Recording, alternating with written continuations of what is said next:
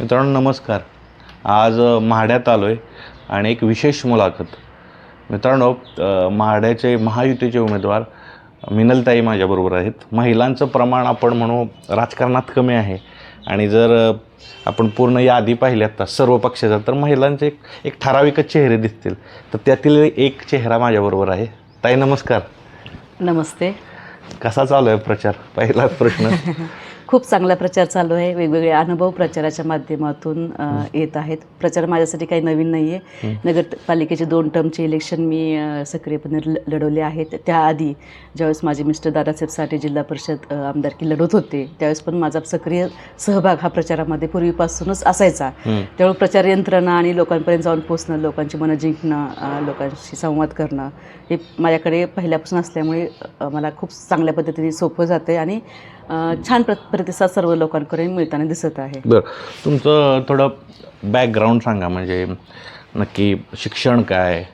बऱ्याचशा लोकांना ती माहिती हवी असते. माझं शिक्षण 2 टप्प्यामध्ये झालेलं आहे. BSc मायक्रोबायोलॉजी माझं लग्नाच्या आधी पूर्ण झालेलं होतं. पण शिक्षणाची इच्छा असल्यामुळे मला माझ्या घरच्यांनी सासरच्यांनी खूप सपोर्ट केला. लग्नानंतर 14 वर्षांनी जवळपास मी LLBला ॲडमिशन घेतलं आणि LLB LLM 2022पर्यंत मी कंप्लीट केलं. शिक्षण हे खास आवर्जून मी राजकीय क्षेत्रात आल्यामुळे कायद्यामध्ये आपल्याला चांगलं त्याचं ज्ञान असावं कायद्याचं. आपल्या राजकीय फील्डशी ते निगडीत आहे. दररोज दैनंदिन जीवनामध्ये सुद्धा त्या गोष्टी खूप गरजेच्या आहेत. त्यासाठी मी आवर्जून कायद्याचं शिक्षण हे राजकारणासाठी आणि समाजकारणासाठी घेतलेलं. बरं, हे आता राजकारण महिलांचं मी प्रस्तावनेतच सांगितलं की प्रमाण कमी आहे राजकारणात. पण तुम्ही का आला राजकारणात? राजकारणात माझे वडील मी लहानपणापासून ग्रामपंचायतचे सरपंच वगैरे होते. राजकारण तुम्ही सरपंच होता? माझे वडील होते सरपंच. लहानपणापासून मी ग्रामपंचायतमध्ये जर सरपंच असं त्यांची कामाची पद्धत वगैरे पाहिली होती. पण त्यांनी पण खूप मनापासून लोकांची सेवा आणि काम केलेलं होतं. पण कुटुंबासाठी ते वेळ देत नव्हते. त्यामुळे मला राजकारणाची एवढी अशी आवड नव्हती. पण एकतर मोठ्या घरात लग्न झाल्यानंतर एक मोठ्या घरामध्ये सहकार महर्षी गणपतराव साठे त्यांच्या घराण्यामध्ये मी आली, त्यांचे नातसून म्हणून. सक्रियपणे सगळ्यांचा सहभाग राजकारणात होता. मी आले त्यावेळेस बाबा आमचे सासरे आमदार होते, सासूबाई जिल्हा परिषद सदस्य होते, दादासाहेब सरपंच होते आणि त्यांची पण प्रामाणिक इच्छा होती की मी राजकारणात यावं. पण माझी एवढी आवड नसल्यामुळे मी महिला मंडळाच्या माध्यमातून सोशल वर्क आपलं करत होते. पण 2016ला ज्यावेळेस नगरपंचायत स्थापन झाली तर लोकांमधून खूप उत्साह म्हणजे प्रतिसाद आला की ताईंना इलेक्शनला तुम्ही उभा करा. त्यांचं काम खूप चांगलं आहे, सर्वसामान्यांशी त्या मिक्सअप होत आहेत. मग त्याच्यामुळे घरच्यांची पण इच्छा होती की तू उभा राहावं म्हणून त्यांनी मला 2016ला उभं केलं आणि मी राजकारणात आले. आणि म्हाड्याचं जे नगराध्यक्षपद तुम्ही किती 10 वर्ष हाताळलेलं आहे? नाही, 10 म्हणजे पहिले 2.5 वर्ष SCचं आरक्षण लागल्यामुळे एक महिलाला मी नगराध्यक्ष म्हणून 2.5 वर्ष केले. त्यावेळेस मी उपनगराध्यक्ष म्हणून होते. कामकाजाचा चांगला अनुभव आम्ही दोघीजणी मिळून त्यावेळेस घेत होतो. आणि त्यानंतर गेली 5 वर्ष 2.5 वर्ष आणि आत्ताचे हे 5 वर्ष अशी टर्म माझी नगराध्यक्ष अजून चालू आहे. बरं, म्हणजे तुम्हाला स्थानिक स्वराज्य संस्थेत काम करण्याचा राजकीय अनुभव आहे. पण त्याच्यानंतर एवढी मोठी जबाबदारी, आता आमदार पूर्ण म्हणजे एक म्हाडा नगरपालिकेत कामगार पाहणं आणि आता तालुक्याचा, खूप अडचण येते का सगळ्या गोष्टी तयार? नाही, तशी अडचण मला अजिबात वाटत नाही. कारण आमदारकी विधानसभा पण त्याचं मिनी विधानसभा म्हटलं तर आपण जिल्हा परिषद पंचायत समिती म्हणतो, तसंच नगरपालिका पण. ह्यातला जो कामाचा अनुभव माणसाला येतो तो पुढे जाऊन खूप मोठा उपयोगाचा असतो. आपण जे छोट्या लेवलला काम करत असतो गाव लेवलला तेच फक्त आपल्याला मोठ्या लेवलला कामकाज करायचं आहे. आणि मी नगरपालिकेमध्ये काम करताना स्वतः सक्षमपणे संपूर्ण कामकाज पाहिलेलं आहे. माझ्या कुटुंबाने मला पूर्ण निर्णय स्वातंत्र्य त्या ठिकाणी नगरपालिकेमध्ये काम करताना दिलेलं आहे. म्हणजे इव्हन एवढ्या 5-7 वर्षाच्या कालावधीमध्ये माझे मिस्टर दादासाहेब असतील किंवा बाबा असतील त्यांनी कुठल्याही गोष्टीचा हस्तक्षेप नगरपालिकेमध्ये येऊन अजिबात केलं नाही.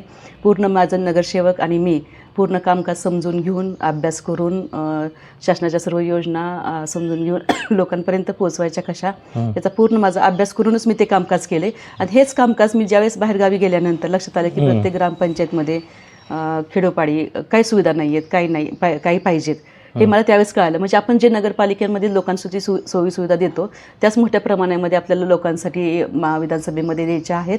आणि हेच कामकाज आपल्याला वाढवायचं आहे. म्हणून ह्या उद्देशाने फक्त आपण शहरापुरतं मर्यादित न राहता, एक तर आपला राजकीय वारसा खूप मोठा आहे, कामाची आपल्याला चांगली माहिती झालेली आहे आणि हे फक्त शहरापुरतं आपलं कामकाज न राहता मला खास करून महिला वर्गांसाठी महिलांना संधी कुठे मिळत नाहीये.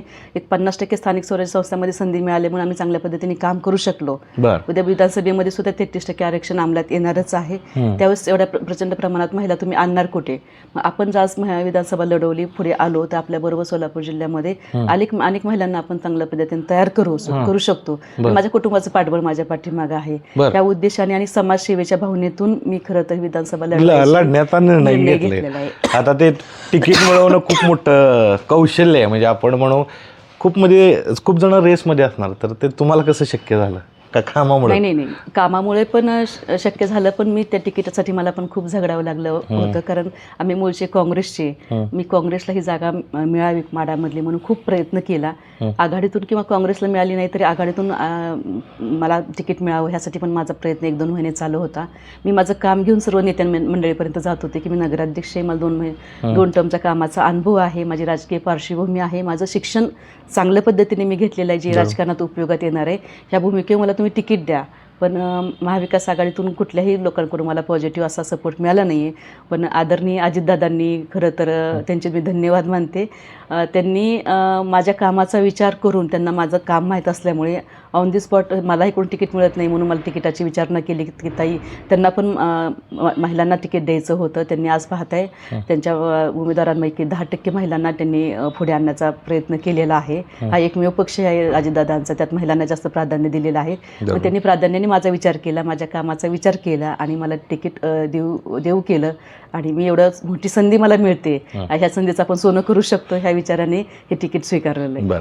आणि तुम्ही प्रचाराला ही सुरुवात केलेली आहे. आता पण महत्त्वाच्या काय अडचणी येतात ह्या दरम्यान, म्हणजे प्रचारादरम्यान एक महिला म्हणून? महिलांना म्हटलं तर ते राजकीय क्षेत्रात महिला खूप कमी असल्यामुळे महिलांचा प्रतिसाद कुठल्याही सभेला गेल्यानंतर, आपण मिटिंग अरेंज केल्यानंतर, एक तर महिला आपल्या ग्रामीण भागातील असतील, आपला आणि राजकारणाचा आणि प्रचाराचा काही संबंध नाहीये. असती प्रत्येकाची भूमिका असते की आपल्या घरच्यांनी जे सांगेल त्यालाच मतदान करायचं. मला वैयक्तिक मत जरी असलं तरी घरी जे म्हणतील ते, की त्यांना स्वतःला म्हणजे मताचं स्वातंत्र्य नाही असं मला सर्वत्र दिसते. तरी सुद्धा मी म्हणजे प्रत्येक सभेला तुम्ही पहा, मोठ्या मोठ्या सभा होत आहेत, सगळ्यांनी एकत्र केलं जाते, तर महिलांची संख्या एकदम बोटावर मोजणे इतकीच त्या ठिकाणी असते. परंतु मग महिलांचं जर 50% मतदान असेल आपल्या प्रत्येक मतदारसंघामध्ये, तरी सुद्धा महिलांच्या मताचा विचार कुठेही केलेला दिसत नाहीये. परंतु मी ह्यावेळेस जास्तीत जास्त महिलांशी संवाद साधण्याचा, होम मीटिंग अरेंज करून त्यांच्यापर्यंत भेटण्याचा प्रयत्न खूप केला. त्यांना त्यांच्या मताचा अधिकार किती मोठा आहे आणि त्या मतदान केल्यामुळे आपल्या समाजामध्ये काय काय सुधारणा होऊ शकतात, ज्या महिलांना चांगल्या पद्धतीने तशा सुधारणा पाहिजे आहेत, ज्या महिलांना दररोज दैनंदिन जीवनामध्ये त्या समस्यांना सामोरे जातात. पण ह्या मतदानातून त्यांनी जर ह्या मतदान योग्य केल्यानंतर तुमचे किती प्रश्न सुटणार आहेत हेच आवर्जून त्यांना सांगितल्यानंतर महिलांचा कल आपल्याकडे झालेला दिसतोय. आजपर्यंत त्यांना महिला प्रतिनिधी पण कोणी मिळालं नसल्यामुळे तिथपर्यंत यावं, कुणाचे विचार ऐकून घ्यावेत उमेदवाराचे, ही भूमिका त्यांची पण नव्हती. पण मी महिला प्रतिनिधी पहिल्यांदाच माढा मतदारसंघामध्ये उभा राहिलेले आहे, त्यामुळे महिलांचा प्रतिसाद पण मला चांगला ह्यावेळेस म्हणजे सुरुवात आहे माझी चांगला मिळालेला दिसत आहे. चांगला दिसत आहे. आणि तुम्ही एक मोठा मुद्दा मांडला, म्हणजे आपण जर पूर्ण राजकीय स्थिती पाहिली आपण देशाची, तर 50% अधिकार महिलांना आहे, पण त्यांचं प्रतिनिधित्व खूप कमी आहे. आता त्यामुळं मला ही मुलाखत विशेष वाटते. पण आता सांगा की राजकारणात महिलांना काय अडचणी येतात प्रामुख्याने, मला ते सांगा. पहिली अडचण महत्त्वाची म्हणजे महिलांवर कौटुंबिक जबाबदारी खूप मोठी असते आणि कुटुंबाचा सपोर्ट मिळत नाही. जो सपोर्ट मला मिळाला आहे असा जर प्रत्येक महिलाला मिळाला तर महिलांनी नक्की राजकारणामध्ये सक्रिय होऊ शकते. कारण पहिल्यापासून महिलांना एकच सांगितलेलं आहे की तुम्ही फक्त कुटुंब सांभाळण्यापुरतंच मर्यादित आहात आणि इतर फील्डपेक्षा राजकारण हे खूप वेगळं फील्ड आहे. इथं पुरुषांचं वर्चस्व असलेलं हे फील्ड आहे आणि त्याच्यामुळे पुरुषांच्या अभिमानापुढे महिला जर पुढे आल्या तर त्यांना तो खूप कमीपणा वाटतो. म्हणजे मला आलेला अनुभव सांगते मी, दुखवलं जातं, पुरुषत्व दुखवलं जातं कुठल्याही कार्यक्रमात गेल्यानंतर. आता मी नगराध्यक्ष आहे, माझ्याबरोबरच्या नगरसेविका त्या ठिकाणी कार्यक्रमामध्ये आहेत, म्हणून त्यांना जर सन्मानाने स्टेजवर बसवलं गेलं, पुरुष मंडळी जर खाली असतील तर त्यांना वाटतं अरे ही महिला म्हणून पुढे येईल, आम्हाला कुठं स्थान मिळताना दिसत नाहीये. म्हणजे महिलांचा मान सन्मान त्यांना सन्मान आपल्या समाजामध्ये देताना लोकांची मानसिकता पुरुष मंडळीची तेवढी मोठ्या प्रमाणात नाही. आपण जसं म्हणतो की पूर्वीचे सर्वच महापुरुषांनी महिलांचा मान सन्मान केलेला आहे. म्हणजे महात्मा फुलेंनी सुद्धा आवर्जून सांगू इच्छिते की त्यांना ज्यावेळेस वाटलं की एक स्त्री शिकली की कुटुंब शिकेल आणि कुटुंब शिकले की समाज सुधारेल, मग त्याची सुरुवात त्यांनी घरापासून केली. त्यांनी सावित्रीबाईंना शिकवलं आणि त्यांना सांगितलं की तुला हे काम करायचं, तुला महिलांना पुढे आणायचे आणि तू पुढे जा. पण आता आपल्या समाजामध्ये तसं होताना दिसत नाहीये. मी कितीतरी स्थानिक स्वराज्य संस्थांच्या म्हणजे ग्रामपंचायत सदस्य, नगरपालिका सदस्याची संपर्कात असते. त्यांना निवडून आणलं जातं, पण ते फक्त सहीपुरतं मर्यादित ठेवलं जातं. तू फक्त कागदावर सही कर, मिटिंगाला अटेंड केली म्हणून सही कर, हे प्रत्येक कुटुंबाकडूनच ही भूमिका तिची प्रामुख्याने असते. त्याच्यामुळे तिला त्यातलं ज्ञान त्या राजकारणातलं कुठल्याही पद्धतीने दिलं जात नाहीये. आणि माझ्या बाबतीमध्ये ते पूर्ण अपोजिट झालेलं आहे. पूर्ण निर्णय स्वातंत्र्य, व्यक्ती स्वातंत्र्य मला असल्यामुळे, कुटुंबाचा पूर्ण सपोर्ट असल्यामुळे मी राजकारणामध्ये सक्षमपणे उभा राहू शकते.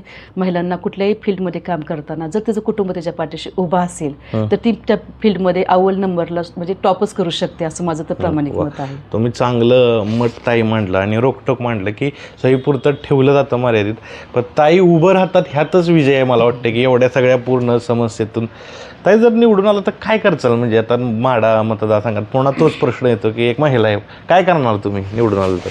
मला खरं तर नगरपालिकेच्या माध्यमातून कामाचा प्रचंड अनुभव की लोकांना काय हवं आहे, सर्वसामान्य जनतेला आणि ग्रामीण भागातली जनतेला, ते मी पाहिलं आहे. कोणतरी माढा मतदारसंघाचा विकास कुठेही झालेला दिसत नाही. 30 वर्ष झाले एक हाती सत्ता होती. लोकांनी एक डोळे झाकपरी त्यांना एक त्यांचं वर्चस्व मान्य करून त्यांना निवडून दिलेलं होतं.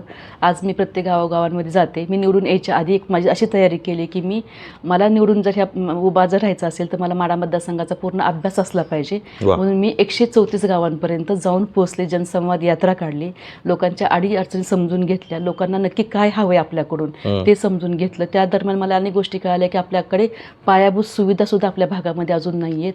रस्त्यांच्या सुविधा कुठेच झालेल्या दिसत नाही आहेत. पाण्याचे प्रश्न तेवढाच बिकट आहे. अजूनसुद्धा टँकरनी पाणी पुरवठा कितीतरी गावांना होतोय. वाड्या वस्त्यांवर लाईट नाहीत, गावात पण लाईट नाही आहेत.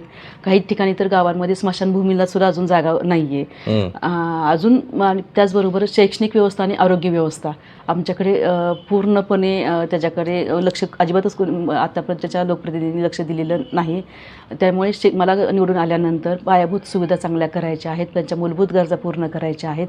शिक्षण व्यवस्था मला बळकट करायची आहे, कारण ग्रामीण भागातल्या मुलींचं मी पाहते शिक्षण 10वी आणि 12वी नंतर त्या मुली बाहेर कुठे शिक्षणाला जाऊ शकत नाही, कारण ग्रामीण भागामध्ये अजून बाहेरच्या ठिकाणी हॉस्टेलला मुलींना पाठवायची मानसिकता नाही आहे. त्यामुळे मला माढा मतदारसंघामध्ये, माढा तालुक्यामध्ये जे प्रमुख मोठी मोठी शहरं आहेत त्या ठिकाणी मोठ्या शैक्षणिक संस्था उभा करायच्यात. Engineering college, medical college, diploma courses, हॉस्टेलच्या फॅसिलिटीज सहित, म्हणजे मुलींनासुद्धा हॉस्टेल तिथं फॅसिलिटी चांगल्या उपलब्ध असल्या पाहिजेत, अशा शैक्षणिक संस्थाकडे मी भर देणार आहे. पण हे काम मी वैयक्तिक स्वतः शैक्षणिक संस्था उभा न करता समाजामध्ये जे खाजगी शैक्षणिक संस्थांमध्ये अभ्यासू व्यक्तिमत्व आहेत, लोक आहेत, त्यांना शिक्षण सम्राट आहेत, त्यांना मी एकत्र घेऊन, सर्व लोकांना त्यांना एकत्र घेऊन तुम्हीच हे संस्था उभा करा, आपण सगळेजण मिळून करूया, त्यांना मी सपोर्ट देणार आहे. कारण त्यांची वैचारिक पातळी तेवढी शिक्षणाच्या बाबतीमध्ये उंचावलेली असते. त्यांनी त्यात तन मन लावून त्यांनी काम केलेलं असतं. त्यामुळे ह्या सर्व शिक्षण सम्राटांना मी पुढे घेऊन त्या बाबतीमध्ये हा निर्णय घेणार आहे. आणि दुसरी गोष्ट, आरोग्य व्यवस्था आमच्याकडे अजिबातच नाही आहे. तुम्ही पाहताय माढा तालुका असून सुद्धा माढा तालुक्यामध्ये एकही मल्टीस्पेशालिस्ट हॉस्पिटल नाही आहे. आणि हे हॉस्पिटल असणं खूप काळाची गरज आहे. हे कोरोनाच्या काळात आम्ही जाणलं.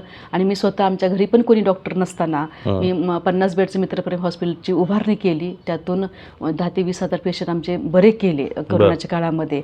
आणि आज तिथे महात्मा फुले जन आरोग्य योजनेसारख्या सुविधा आम्ही त्या हॉस्पिटलमध्ये देतोय. मग आरोग्य सुखसुविधा मला बळकट करायची आहेत. आणि हे मित्रप्रेम मल्टीस्पेशालिटी हॉस्पिटल चांगलं होईलच, पण गाव तिथं सक्षम बळकट दवाखाना मला आणायचा आहे. की आपल्याकडे प्राथमिक आरोग्य केंद्र आहेत, ग्रामीण रुग्णालय आहेत, पण त्या ठिकाणी मशीन्स नसतात, साधं एक्सरे मशीन नाही आहेत, किंवा ECG जरी काढायचं असेल तर त्या ठिकाणी नसतात. औषध उपचार लोकांना मिळत नाही, तिथं डॉक्टर उपलब्ध नसतात, फुलफिल स्टाफ नसतो, टेक्निशियन्स नसतात. आणि हे संपूर्ण पद शासनाकडून त्या जागेवर मला भरून प्रत्येक दवाखाना हा मला बळकट करायचा आहे, की जिथं ग्रामीण रुग्णालयामध्ये जो काही उपचार त्यांना पाहिजे असतो प्राथमिक, तो उपचार तिथं त्यांना मिळालाच पाहिजे. तेवढं जरी आपण चांगल्या पद्धतीने केलं तर आपल्या इकडच्या भागामधील चांगल्या काम होऊ शकेल. दुसरी महत्त्वाची म्हणजे तरुणांच्या हाताला काम देण्यासाठी उद्योगधंदे उभारणी करायची. शेती मुबलक प्रमाणात आहे, शेतीपूरक जोडधंदे, फूड प्रक्रिया उद्योग मला ह्या भागामध्ये आणायच्या, जेणेकरून महिला ह्या उद्योगामध्ये चांगल्या पद्धतीने येऊ शकतात आणि महिला सक्षमीकरणाचं काम मी गेली 10 वर्ष झालं हाती घेतलेलं आहे. ते प्रभावीपणे राबवायचे, महिलांच्या हाताला काम द्यायचे, गटशेतीचा असे नवीन नवीन प्रयोग करून महिलांना एकत्र आणायचे, बचत गटाच्या महिलांना सक्षम करायचे, मोठा उद्योग महिला उद्योग असेल किंवा लघु उद्योग छोटे छोटे उद्योग महिलांसाठी उभा करून त्यांना बळकटीकरणाचं काम, महिला सक्षमीकरणाचं काम मला ग्रामीण भागातील तळागाळातल्या महिलांपासून पुढे आणायचं आहे, जेणेकरून महिला आर्थिक सक्षम झाल्या पाहिजे, शारीरिक आणि मानसिक सक्षम पण त्या झाल्या पाहिजेत. अशा बऱ्याच गोष्टींवर मला काम करायचं आहे. ते आल्यानंतर निवडून करत आलो.